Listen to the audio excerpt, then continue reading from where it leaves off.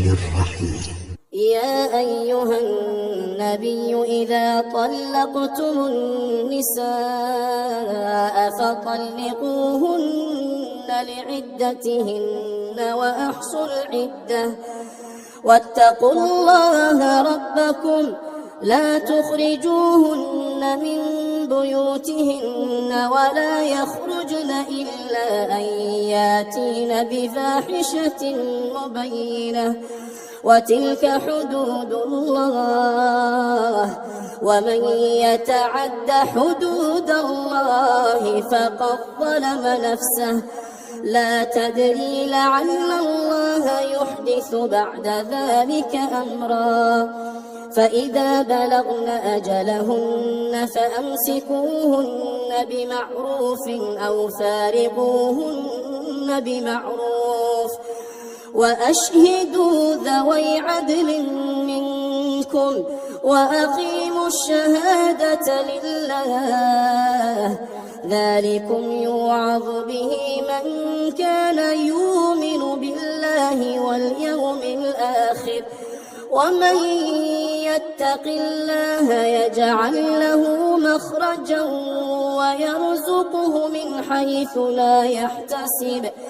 ومن يتوكل على الله فهو حسبه إن الله بالغ أمره قد جعل الله لكل شيء قدرا إن الله بالغ أمره قد جعل الله لكل شيء قدرا واللائي يئسن من المحيض من نسائكم إن ارتبتم فعدتهن 3 أشهر واللائي لم يحضن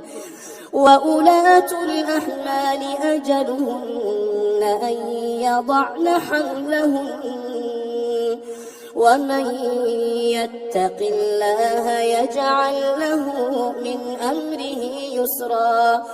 ذلك أمر الله أنزله إليكم ومن يتق الله يكفر عنه سيئاته ويعظم له أجرا أسكنوهن من حيث سكنتم من وجدكم ولا تضاروهن لتضيقوا عليهن وإن كن أولات حمل فأنفقوا عليهن حتى يضعن حملهن فإن أرضعن لكم فآتوهن أجورهن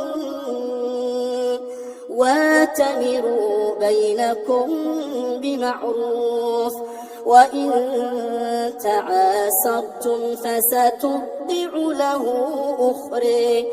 لينفق ذو سعة من سعته ومن قدر عليه رزقه فلينفق مما آتاه الله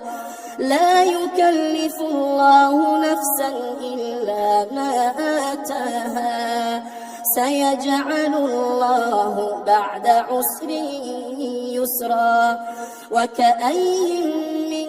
قرية عتت عن أمر ربها ورسله فحاسبناها حسابا شديدا وعذبناها عذابا نكرا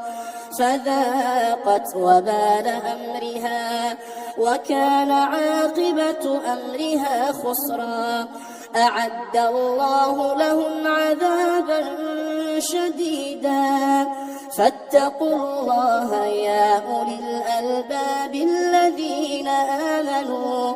قد أنزل الله إليكم ذكرا رسولا يتلو عليكم آيات الله مبينات ليخرج الذين آمنوا وعملوا الصالحات من الظلمات إلى النور ومن يؤمن بالله ويعمل صالحا يدخله جنات تجري من